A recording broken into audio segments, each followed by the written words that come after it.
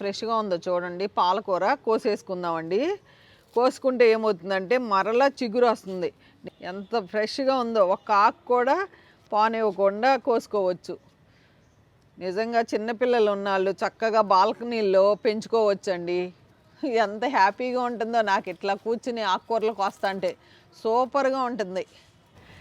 ఎంత బాగుందండి, ఎంత బాగుందండి లేతగా.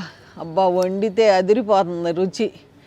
మొన్న పప్పు బచ్చల కూర వండితే నిజంగా సూపర్ అండి, సూపర్ ఉంది. దీంట్లో మళ్ళీ నాకు అమ్మడి పేరు మొక్కలు మొలిసినాయి, అందుకని చాలా జాగ్రత్తగా కట్ చేస్తున్నా.